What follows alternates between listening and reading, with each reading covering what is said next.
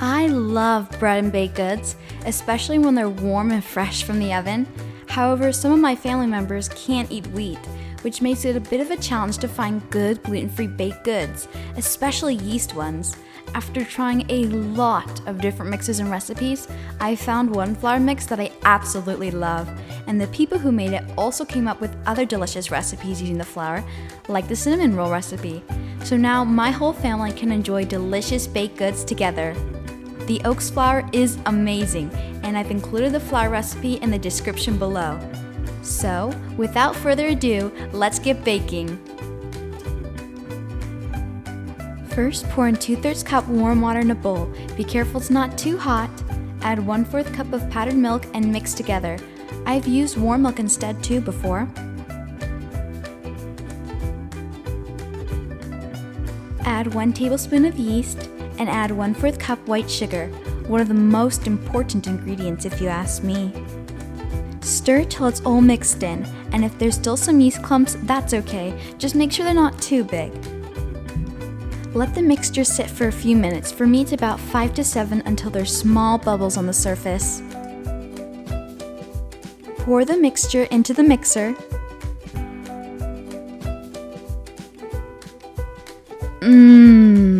I love the smell of yeast.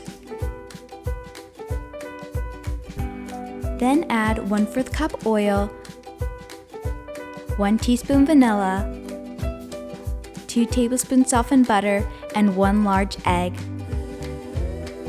Mix till it's all combined. If there's still some clumps of butter, they'll go away when you mix it with the flour.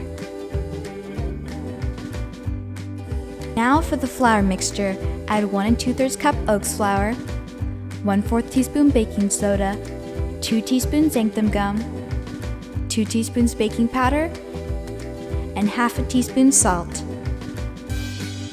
Mix it all together. I'm not sure why, but there's something about mixing with a wooden spoon that just feels special to me.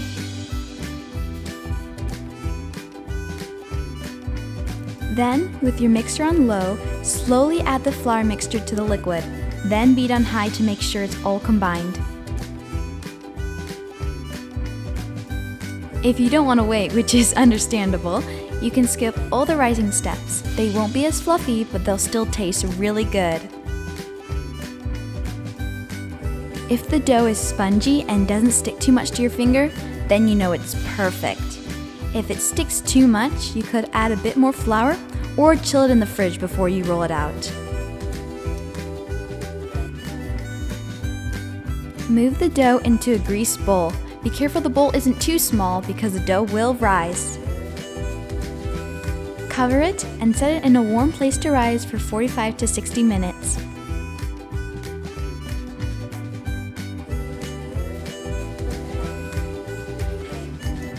I love watching bread rise. I think it's so cool.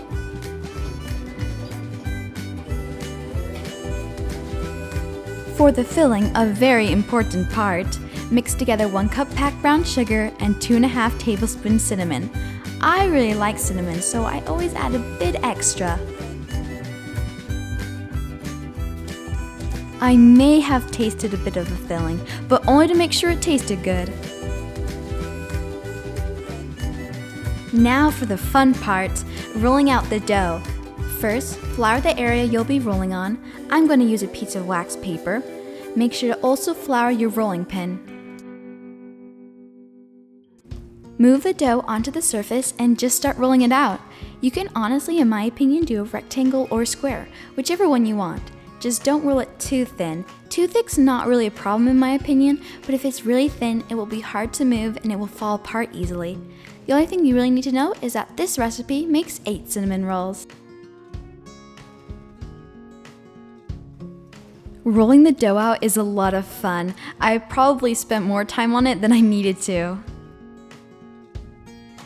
Now spread 1/3 cup softened butter all over the dough, but leave a little gap on one end for the rolling part. The nice thing about this type of art is that it doesn't matter what it looks like, only what it tastes.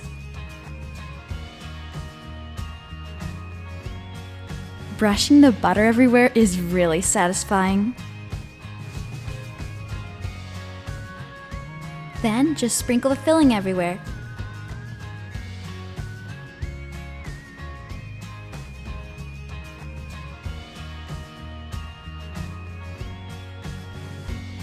Now to roll them together, sort of pinch the end with the gap to start the roll, then just push it forward.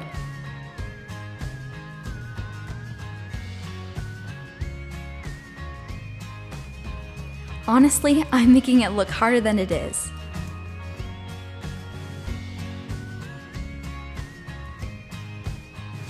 Now with some floss, or knife if you prefer, just make sure to flour it first. Cut the roll into 8 pieces.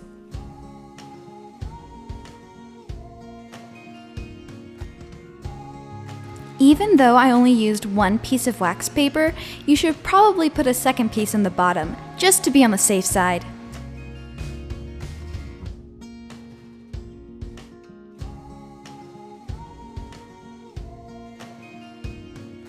Move them into the container you'll bake them in.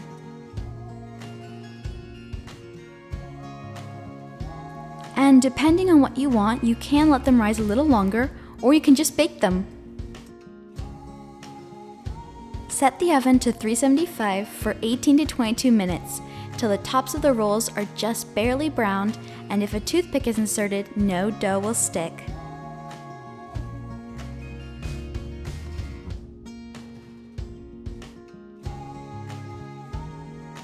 The icing is really easy. Just mix together 1/4 cup softened butter, 3 ounces cream cheese, half a teaspoon vanilla, then add 1.5 cups powdered sugar. If the icing is too thick, just pour in a bit of milk.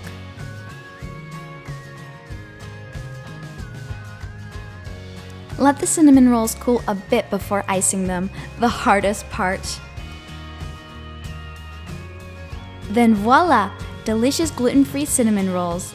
Yum! My mouth is watering. Remember, happiness is in the little things. See you next time on Sipping Raspberry Lemonade.